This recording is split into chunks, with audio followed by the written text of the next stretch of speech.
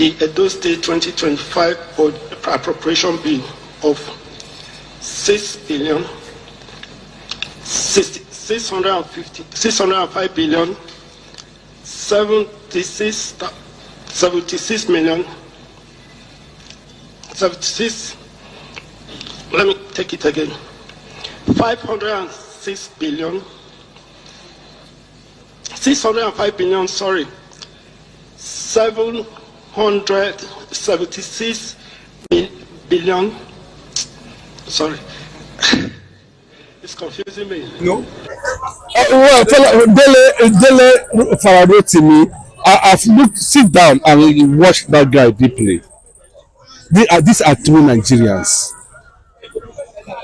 I've sat down over the time. I've looked at his comments. I discovered that this guy is purely a pro-Nigerian, a detribalized Nigerian.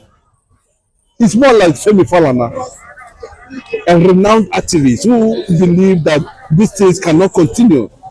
This business as usual cannot continue. This fraudulent nation cannot continue. This injustice cannot continue. The criminality in judiciary cannot continue. He's not talking about that. I think Okpebholo himself is not a saint. We have seen it clearly that he's not even a saint. People have come out to discuss him, to talk about him. We know the atrocities that have been built up around them over the years. Some of you are mentioning some of the activities he engaged himself in NPC. Look at all manner of revelation. The third one, apart from somebody who said that there is criminality in our judicial system. That is all he was saying. Then the questions we should ask Nigerians: is Nigeria corrupt without Nigerians? Can you say an institution is corrupt without people working in that institution? You see why I used to look at Fela and Nicola Bokuti sometimes, I imagine the kind of wisdom. I look at the lives of Femi Falana, Ganefa Yemi, I begin to imagine. I look at this, Dele Farotimi, I look at his stand on national issues. I begin to say, wonder why Nigerians have turned judiciary to influence. Man,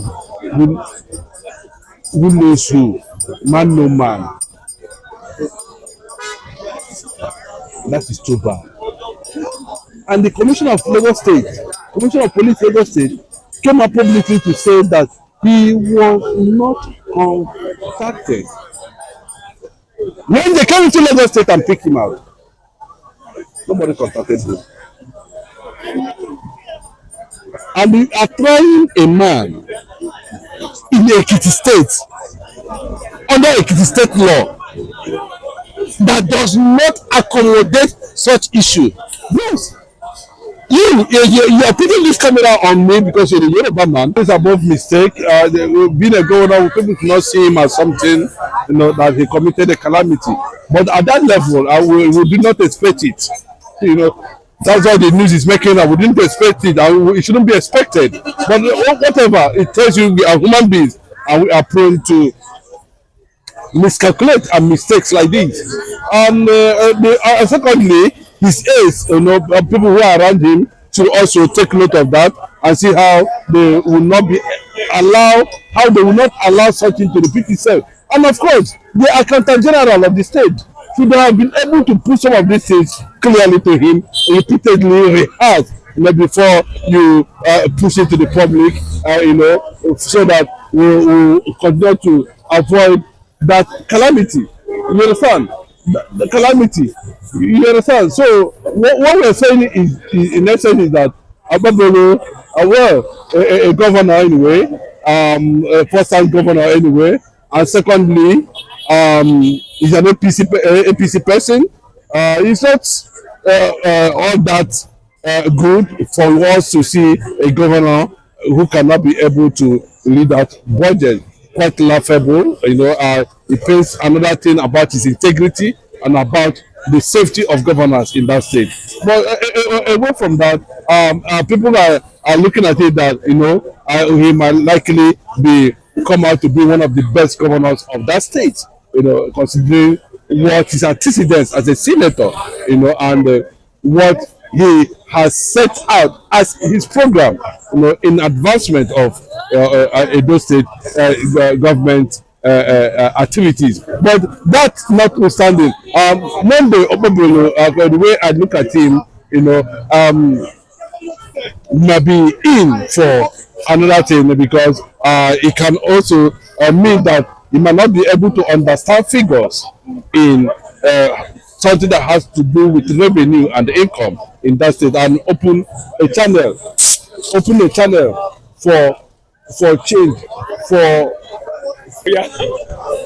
So on that note, that's what we're talking about the governor. It might open another channel of corrupt activities in his government that he might not be able to understand, because somebody who at that level cannot be able to read that budget, that don't know the one that is for current, that don't know the one that is for recurrent, might not be able to understand anything. So there is going to be massive fraud, because this is already a signal to corrupt agents already in the government seated, waiting to psychologically assess the governor and know whether he'll be able to be good in dealing with figures. So on that note, it becomes a serious issue. It becomes a threat to Edo people, because he's likely not going to account for anything. They can throw any figure at him, at any contest figure at anything, and he cannot be able to properly calculate it. And that is what we are talking about when we talk about the kind of caliber, the kind of people that come in that circle called APC, as we used to know. Like the president up to today, we don't know his record, his personality, everything about him is still shrouded in secrecy. We are doing the same thing, all of them. They are still moving towards that direction. The most embarrassing, I think this is the first time where in the history of Nigeria we are seeing a governor, tabulating wrongly in the public before international media. It cannot be. It was at the time he was saying that I'm even confused. This thing don't do. Are you sure you write this thing well? I'm not going to go take up. He does not know that he's on facing a camera.